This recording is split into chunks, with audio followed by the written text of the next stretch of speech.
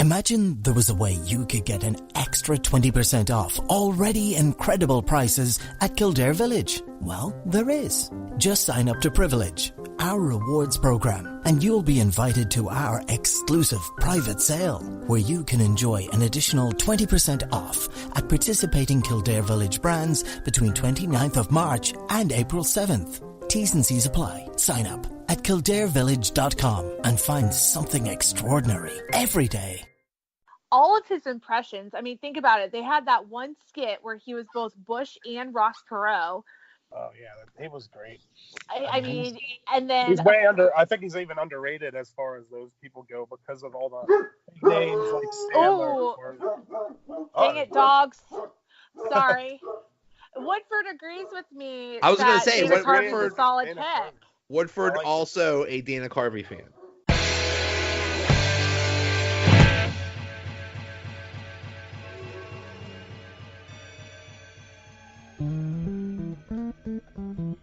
The Donut Bag is brought to you by SeatGeek. SeatGeek is the smart way to buy and resell tickets. It takes the confusion out of buying tickets. They put a 0 to 10 score on each ticket to let you know if you're getting a good or bad deal. Use promo code DonutBag to get $20 off your first purchase. Go to SeatGeek.com or get the SeatGeek app. SeatGeek, life's an event. We have the tickets. What's going on, everybody? Welcome to another episode of the Donut Bag, part of the Pod Hub Network. In this episode, I have another fantasy draft, but this time with Saturday Night Live actors. I welcome back Mark Hagelauer and Ashley Wright, and we share some of our favorite memories from SNL. The Donut Bag starts right now. It's fantasy draft time again. This time, another Saturday Night Live theme, but this time, Saturday Night Live actors. With me to talk about it is Mark Hagelauer and Ashley Wright. Hello, hello. Hello. I am pumped for round 2. Pumped for SNL part 2. So absolutely. I was looking at the stats on the podcast, and the Saturday Night Live episode we did was one of the most popular ones I've ever done. Nice. Awesome. That means that we need to take Mark up on the weekly segment. A weekly Saturday Night Live. The tourney, the brackets or whatever. Yes. We need to do the bracket. I will put up a bracket. I just finished my Weird Al I saw the Weird Al one song. Nice. Let me see how Weird Al is going. I think the final 4 songs were Eat It, Fat, Amish Paradise, and I don't remember the 4th one, but all good ones. White and Nerdy, yeah, White and Nerdy was the 4th one, and I think Amish Paradise is winning. Honestly, I would probably tend to lean towards Eat It because that was like his first big one, but Amish Paradise, you can't go wrong with any of those. No, you really can't. I mean, I was torn. What was another one Rides the Bus matched up with in the first round? Whatever it was matched up with, I was so torn between the two that I had to just flip a coin. There's so many good Weird Al songs. I thought I was the only one that loved him, but he gets a lot of love. One of my more favorite ones, and it's a more recent one, so it's not gonna get the love of the other ones, is Word Crimes. Yeah. Because that's like one of the smartest, funniest songs you'll ever hear. Because it took me back to 6th grade English class, and I'm like, holy crap, I remember all this stuff. About propositions and all that. Right. And all this stuff, and I'm like, oh my gosh. His songs are so well written and well done. It's But anyway, we're talking about. But he was never on Saturday Night Live. So. He wasn't. Oh, that's dumb. I don't remember. I don't think he has. I was surprised that Queen was on Saturday Night Live that one time. Oh, were they? They were the musical guest one time. Yeah. Very. All right, so this is going to be. We're each going to pick 4 actresses. Okay. So is this guest hosts, or is this just the people that were on? No, this is the players, the actors. The players, that's what I thought. Okay, so no guest hosts. Okay. I mean, you could. Oh. There's a possibility. I guess. I was there. I mean, there's I think a difference between who you would pick in those situations. But yeah, for sure. So I think maybe we should do the cast to member. actors. Yeah. Like the regular ones. Okay. Yeah. Sounds good. All right. That'd be a different category, I think. Yeah, I agree. Yeah, that's true. Does anybody want to go first? I'll go. All right. Because I'm taking everyone's in mind. I'm taking everyone's pick. It's Chris Farley. How can you go wrong with Mr. Very good number one pick, but he doesn't make oh God. Yeah, What's he that? made my top 5 list, but he wasn't my very first pick. Farley was absolutely my first pick. He was insane. Yeah. And it just, he stole every sketch he was in. I mean, he stole the show from Patrick Swayze, for crying out loud. Yeah, let's be honest here. And a very well shaped Patrick Swayze.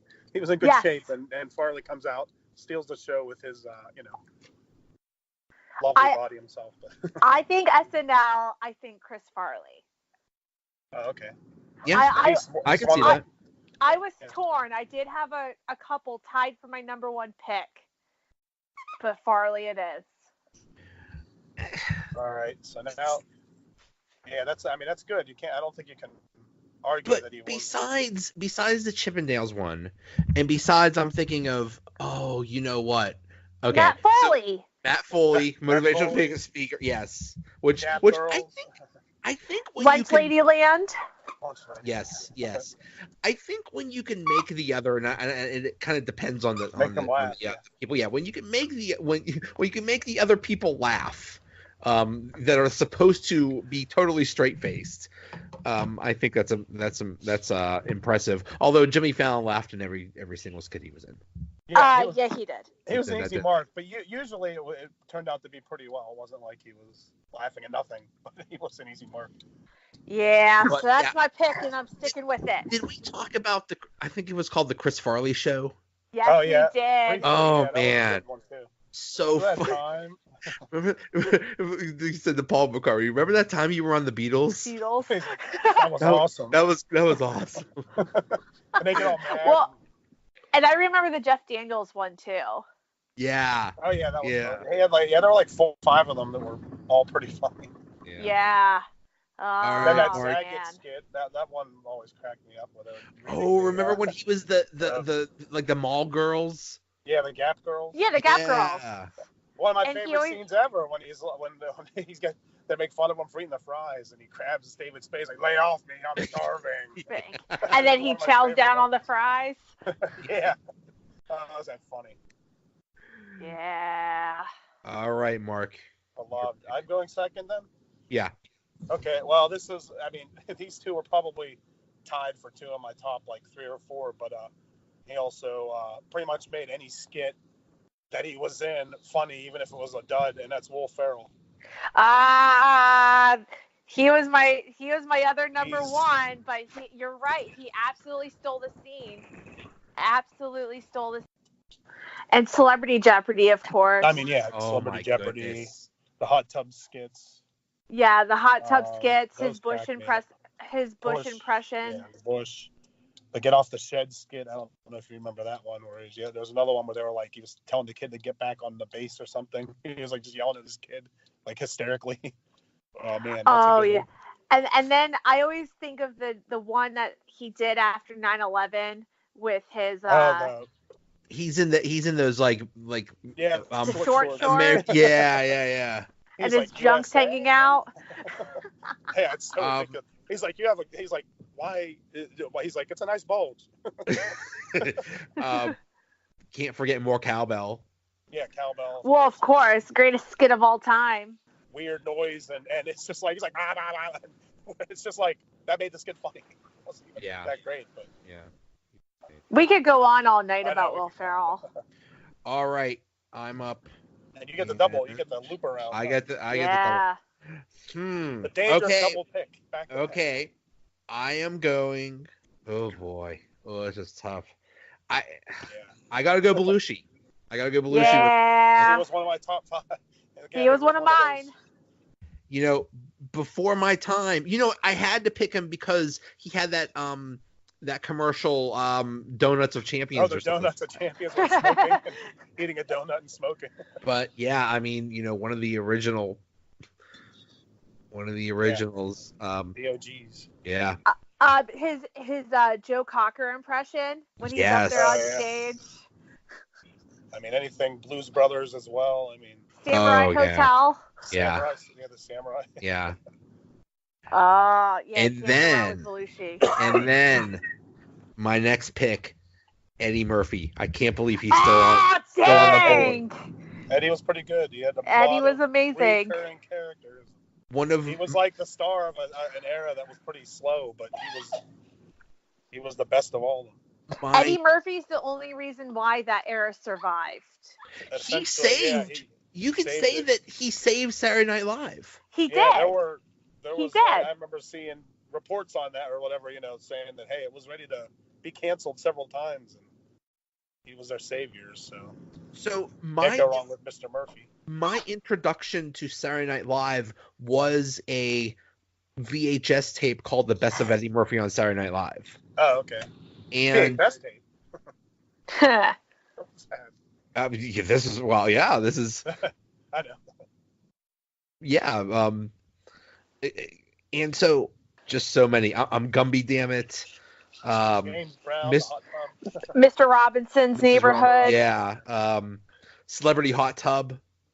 Yeah, that skit where he dressed up like the white guy and went out in public. That was funny. Yes. I was just watching that before we went on air. Nice. Yeah, that one's hilarious because it's like a dark comedy. Oh yeah. It's just so funny. There was a skit. He did this the Velvet Jones School of Technology. Oh, yeah. And one of them was called "I Want to Be a Hoe." I Want to Be a Hoe. I remember that now. That's funny. And they did who got assassinated? Like it was a total parody of Buckwheat in there or whatever. Yeah, Buckwheat. Oh yeah, the Buckwheat got shot.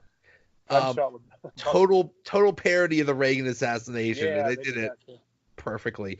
And they and Buckwheat sings. Yeah, yes, Buckwheat sings.